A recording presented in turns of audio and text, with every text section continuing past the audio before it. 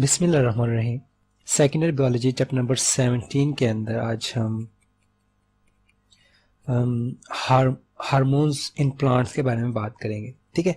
या दूसरे लफ्ज़ों में कहेंगे हम केमिकल कोऑर्डिनेशन इन प्लांट्स, ठीक है।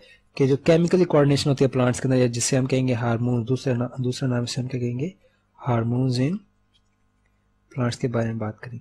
सो 5 मेजर टाइप्स ऑफ हार्मोन्स हैं, ठीक है। हार्मोन्स बेसिकली क्या होते हैं, केमिकल्स होते हैं।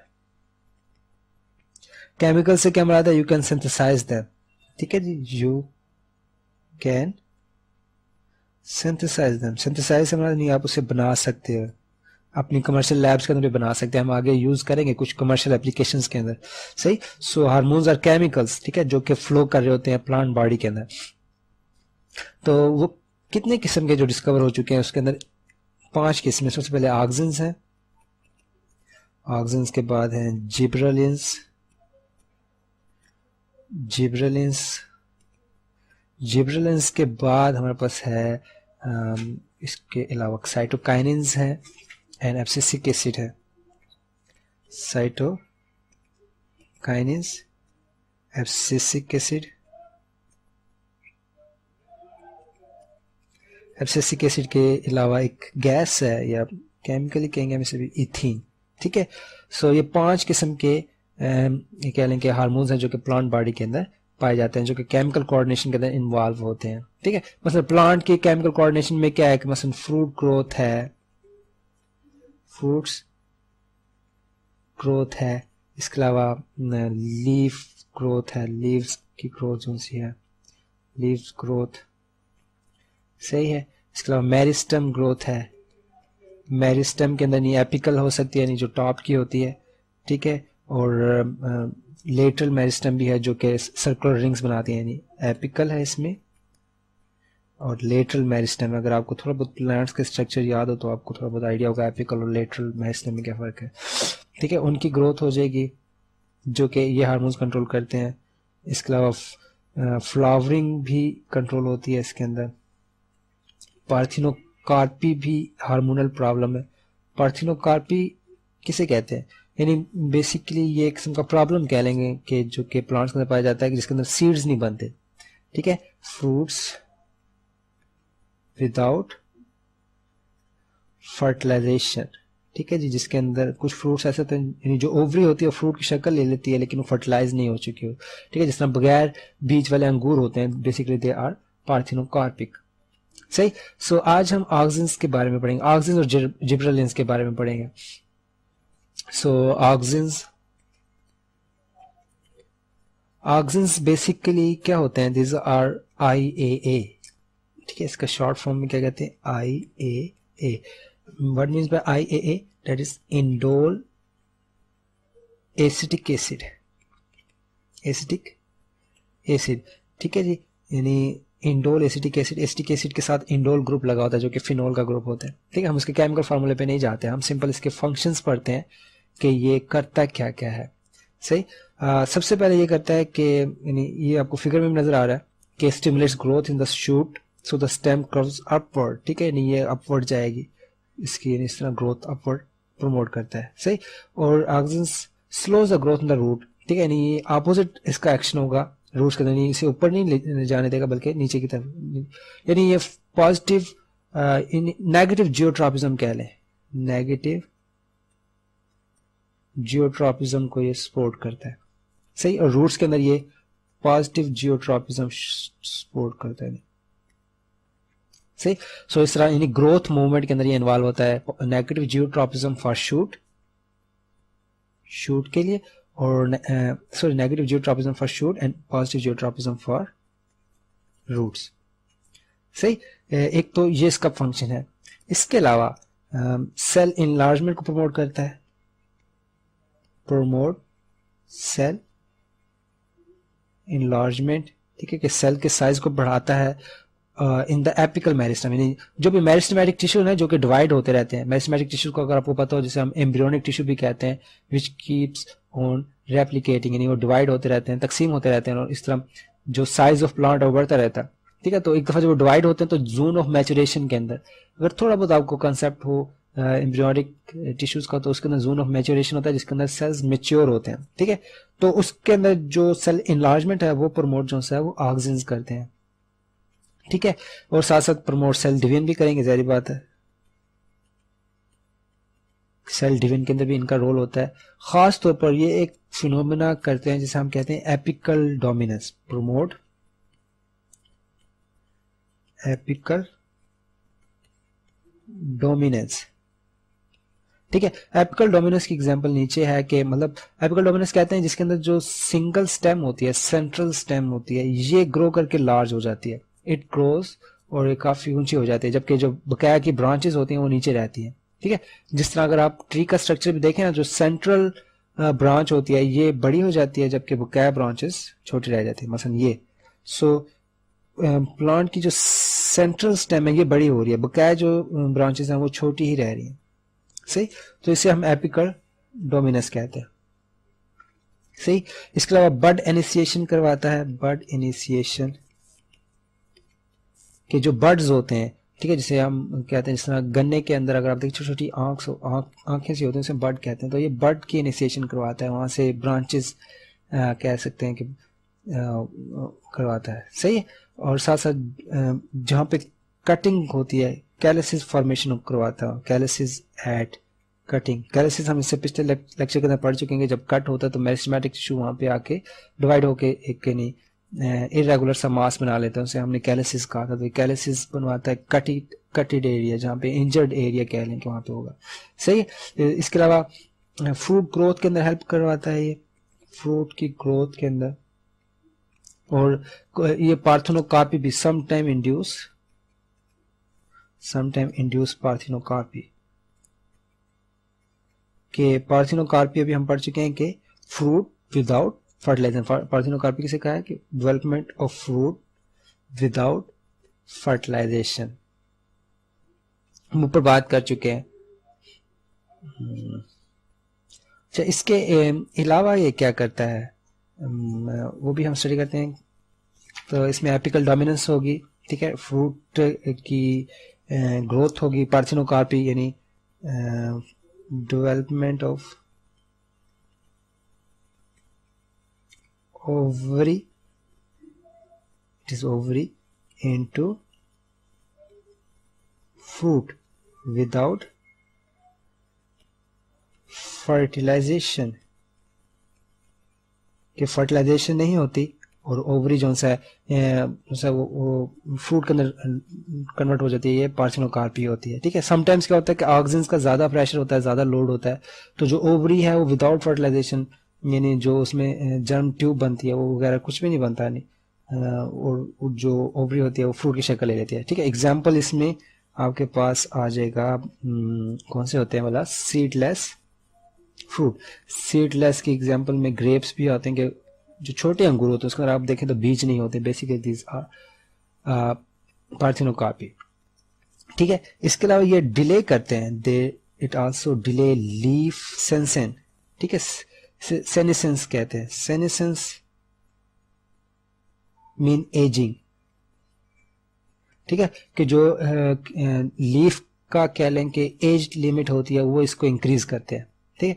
यानी एज लिमिट को इंक्रीज कर मतलब जो पत्ता है उसने 10 महीने बाद गिरना है या 6 महीने बाद गिरना है, उसको इंक्रीज कर देते हैं 12 महीने बाद, 14 महीने बाद, तो डिले कर देते हैं नहीं उसकी एजिंग को। और दूसरा इनहिबिट एब्सिशन। एब्सिशन जो सा बेसिकली एब्सिसिक एसिड का एक कह लें कि प्रोडक्ट होता है, ये कह लें एब्सिसिक एसिड का क्या कहेंगे इसे हम, एक्शन कह लें। एब्सिसिक एसिड का जो एक्शन है उसको ये इनहिबिट करता है, सही है। क्या मतलब एब्सिसिक एसिड क्या करता है कि एब्सिसिक एसिड बेसिकली आगे जाके वैसे हम पढ़ेंगे, कह लें कि लिमिट द ग्रोथ। एक इसका फंक्शन ये है कि एब्सिसिक एसिड ग्रोथ को लिमिट करता है, ठीक है। और जबकि जो ऑक्सिन है वो इसको इनहिबिट करता है, इस एक्शन को इनहिबिट करेगा ऑक्सिन, सही है। तो इस तरह नहीं ऑक्सिन बेसिकली एब्सिशन को इनहिबिट कर रहा होता है, सही। सो ये एग्जांपल क्या क्या चीजें हमने पढ़ ली कि ऑक्सिन सबसे पहले क्या कर रहे हैं कि सेल डिवीजन को प्रमोट कर रहे हैं, सेल इनलार्जमेंट को प्रमोट कर रहे हैं, ठीक है। इसके अलावा बर्ड इनिशिएशन को प्रमोट कर रहे हैं, positive geotropism for roots show कर रहे हैं और negative geotropism for shoots show कर रहे हैं, जो पीछे हमने डायग्राम के अंदर पढ़े। और अब हम आते हैं इसकी कमर्शियल एप्लीकेशंस के ऊपर। जाहिर बात है, अब ये ऑक्सीजन इतने काम की चीज है तो क्यों ना हम इसकी कमर्शियल एप्लीकेशंस चेक करें। सो कमर्शियल एप्लीकेशंस के लिए बात करें अगर हम कमर्शियल एप्लीकेशन, क्योंकि हमने शुरू में कहा था कि ऑक्सीजन आर हार्मोन्स और हार्मोन्स आर केमिकल्स, यानी जब ये हार्मोन्स और केमिकल्स का मतलब ये है कि आप इससे सिंथेसाइज करवा सकते हैं कि कंपनी के अंदर किसी लैब के अंदर इसे बना सकते हैं, ठीक है। फॉर एग्जांपल इसके बहुत से वेरिएंट्स ऐसे हैं जो कि आपको कमर्शियली अवेलेबल है। उसके एग्जांपल में आ रहे हैं, एक तो आपके पास नेफ्थलीन एसिटिक एसिड, ठीक है जी, नेफ्थलीन एसिटिक एसिड, ठीक है, एक ये एग्जांपल है। इसके अलावा indole propanoic acid, propionic acid बल्कि इंडोल प्रोपियोनिक एसिड, ये दो ऐसे प्रोडक्ट हैं जो कि हम किसके लिए इस्तेमाल करते हैं। एक तो इसे हम फ्रूट राइपनिंग के लिए इस्तेमाल करेंगे, ठीक है जी, और दूसरा पार्थिनोकार्पी के लिए भी कह सकते हैं, ठीक है। समटाइम्स फ्रूट सेटिंग के लिए भी इसे हम यूज करते हैं। सबसे पहले फ्रूट राइपनिंग होगी, राइपनिंग, और दूसरा फ्रूट सेटिंग। अच्छा, ये फ्रूट सेटिंग क्या होती है? राइपनिंग को कहते हैं ना फल का पकना, फल का पकना। फ्रूट सेटिंग क्या होती है? फल का गिरना, फल का गिरना। होता क्या, मसलन अगर आम का पौधा है तो उसमें आम लगते हैं, आम जो से है वो सारे एक दिन में नहीं गिरते, बल्कि होता यह कि कुछ आम एक पहले हफ्ते में गिरेंगे, दूसरे हफ्ते, तीसरे में, तो महीने में पूरे आम गिरते रहते हैं, सही है। तो फ्रूट सेटिंग में क्या होगा, अगर आप नेफ्थलीन या इंडोल प्रोपियोनिक एसिड का अगर स्प्रे करते हो, ठीक है, अगर आप क्या करते हो, स्प्रे करते हो, तो वो सेटिंग टाइम इसका एडजस्ट कर लेगा, ठीक है। इस तरह एडजस्ट करेगा, सब के सब फ्रूट्स जो है विद इन अ वीक आपके पास आ जाएंगे, सही है। तो इस तरह इनका स्प्रे भी होता है।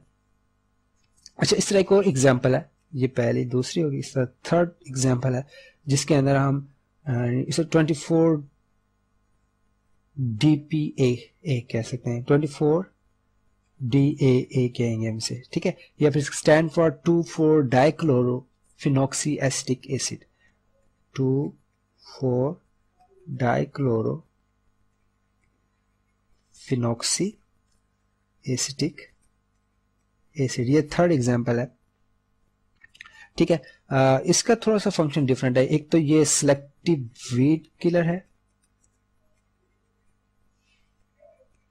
वीड किलर, वीड किसे कहते हैं, यानी जो जड़ी बूटियां होती हैं जो कि फसलों में उग जाती है, उसको किल करने के लिए यूज करते हैं। और खासतौर पर ये जो डाइकोर्स वीड्स होती हैं जिसके चौड़े पत्ते होते हैं, उनको किल करती हैं, ठीक है। और ये जो आपकी फसलें होती हैं जिस तरह ज्वार, बाजरा और चावल वगैरह, उसके अंदर इस्तेमाल करते हैं, ठीक है। इसके अलावा पोटैटोज की स्प्राउटिंग के अंदर इनहिबिट करते हैं, ठीक है। Basically they inhibit sprouting of potatoes. Sprouting का आपको पता होना चाहिए, स्प्राउटिंग कहते हैं फूटना, ठीक है। कि जो आलू होते हैं अगर आप देखें ज्यादा देर तक रखे हैं तो उसके अंदर छोटी छोटी आंखें सी बन जाती हैं, ठीक है, उसे हम आंख कहते हैं बेसिकली उर्दू में। तो उस तरह बेसिकली क्या होता है, वो फूट रहे होते हैं, तो उसको इनहिबिट करने के मतलब अगर आपने आलू ज्यादा देर तक स्टोर करने हैं किसी जगह पे, तो वहां पे आप 2,4-DA का यानी 2,4 डाइक्लोरोफिनॉक्सी एसिटिक एसिड का स्प्रे करेंगे तो उसकी स्प्राउटिंग रुक जाएगी। और इसके अलावा यानी प्रीमेच्योर फ्रूट ड्रॉप को ये रोकता है, प्रीमेच्योर फ्रूट ड्रॉप को ये इनहिबिट करता है, ठीक है। फॉर एग्जाम्पल कोई पौधा ऐसा है जिसमें आम जो है वो कच्चे ही गिर जाते हैं, तो वहां पे हम इसे स्प्रे करेंगे और ये प्रीमेच्योर फ्रूट ड्रॉप को रोकेगा, सही। सो ये इसकी कमर्शियल एप्लीकेशंस होगी और ये हम यानी लैब्स के अंदर सिंथेसाइज कर सकते हैं। ओके इसके बाद हम आते हैं जिब्रेलिन्स के ऊपर. Next target is our gibberellins, sorry gibberellins. These are commercially से हम प्रोड्यूस कर सकते हैं फंगल कल्चर्स के जरिए, ठीक है. नहीं this are the product of कह लें या प्रोडक्ट ऑफ फंगल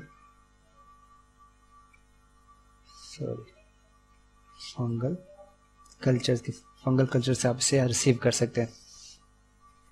सही है.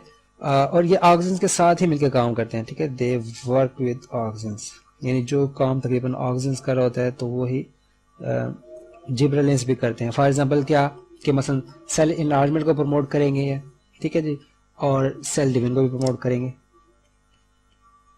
प्रमोट जिस तरह ऑक्सीजन कर रहा था, promote cell division and cell enlargement. जी नीचे आपको एक डायग्राम नजर आ रही है, ठीक है. एक के अगर देखें तो जो फ्रूट है वो ज्यादा क्वांटिटी में है, जो ग्रेप है उसका बंच एक ज्यादा है एक छोटा है, ठीक है. तो बेसिकली इसके ऊपर जिब्रेलिन्स का स्प्रे हुआ है, जिब्रेलिन्स और स्प्रेड, ठीक है. इसके ऊपर जिब्रेलिन्स का स्प्रे हुआ जिसकी वजह से इसकी फ्रूट का क्या लगे साइज बढ़ गया, क्योंकि वो सेल डिवीजन को और सेल इनलार्जमेंट को सपोर्ट करता है.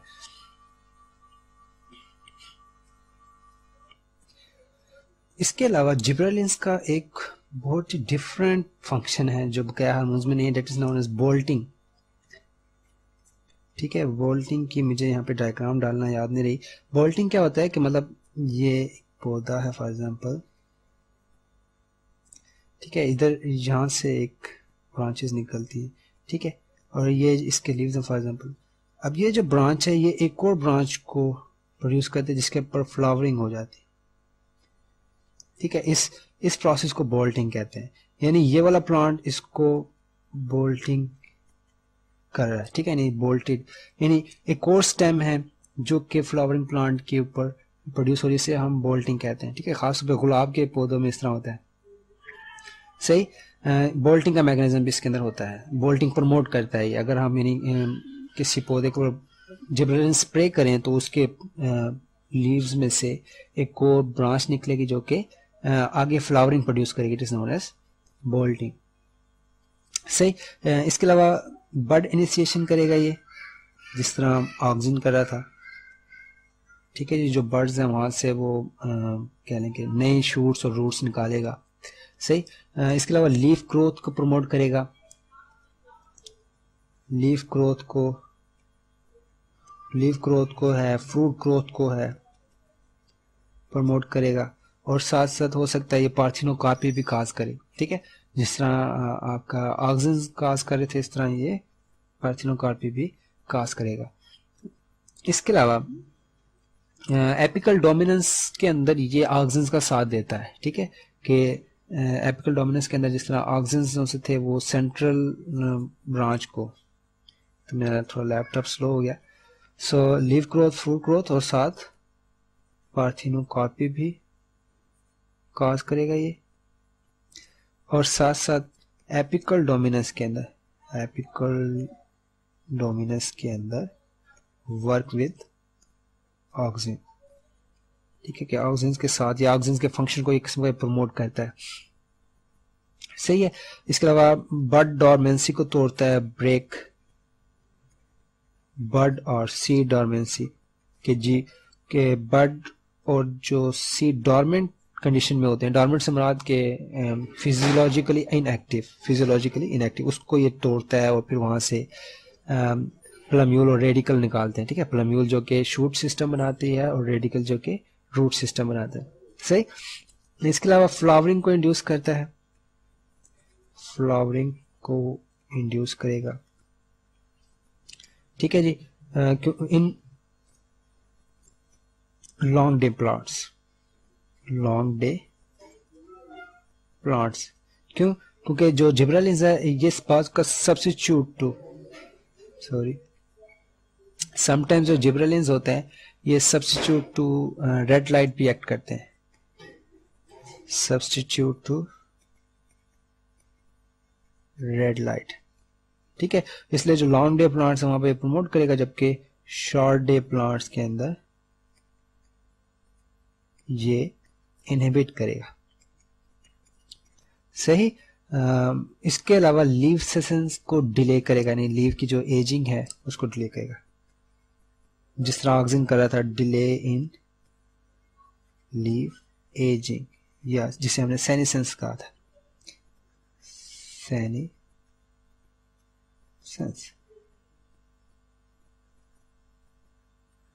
सही। सो इसी तरह इनका कमर्शियल एप्लीकेशंस है, ठीक है, जिस तरह अभी हमने ऑक्सीजन की कमर्शियल एप्लीकेशंस पढ़ी थी, तो उसी तरह इसकी कमर्शियल एप्लीकेशन, मसलन कमर्शियल एप्लीकेशंस में हमने क्या क्या स्टडी करना है, कमर्शियल एप्लीकेशंस ऑफ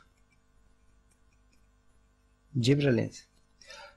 उसमें सबसे पहले ये है कि ये फ्रूट सेटिंग को प्रमोट कर रहा है, तो उसे हम यानी बहुत से प्लांट्स के अंदर, मतलब टैंगरीन्स और पियर्स के अंदर, नाशपाती के अंदर, ठीक है, उसके अंदर हमसे यूज करते हैं।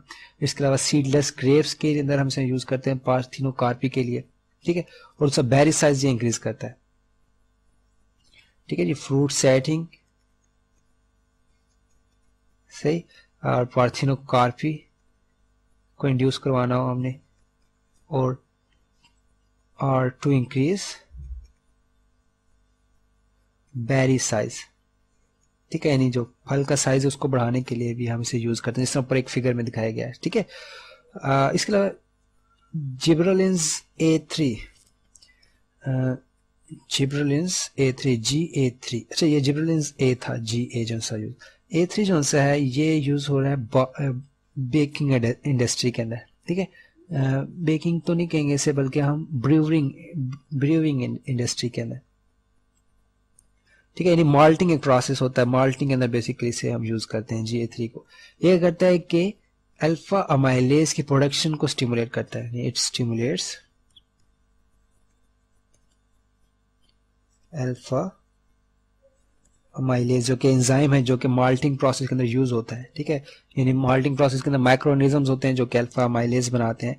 तो जो जिब्रेलिन A3 है ये क्या करता है, अल्फा अमाइलेज की प्रोडक्शन को स्टिमुलेट करता है। तो वहां पे भी माल्टिंग के प्रोसेस के अंदर भी इसे हम ब्रूइंग इंडस्ट्री के अंदर इस्तेमाल करते हैं। सही। इसके अलावा बनानास की लाइफ को इंप्रूव करने के लिए, बनानास स्टोरेज लाइफ को भी ये इंक्रीज करता है। ठीक है, यानी उसको राइपनिंग यानी पकने से बचाता है। तो इस तरह उसकी इसके अलावा बनानास के अलावा ग्रेप्स में भी ये यूज होता है। ग्रेप्स की भी स्टोरेज लाइफ को इम्प्रूव करने के लिए, इंक्रीज करने के लिए, और उनका क्या लें राइपनिंग से बचने के लिए। ठीक है, राइपनिंग से मतलब ज्यादा पक जाते हैं बाज को बनाना, तो उससे बचाने के लिए भी हम इसका स्प्रे करते हैं, ये इसका हम केमिकल इस्तेमाल करते हैं। सही। So this was all about gibberellins and auxins, जो हमने शुरू से एंड तक पढ़ा। अगले लेक्चर के अंदर हम साइटोकाइनेन्स, एब्सिसिक एसिड और इथीन के बारे में बात करेंगे, उनके साथ साथ उनकी कमर्शियल एप्लीकेशन जो सी थी।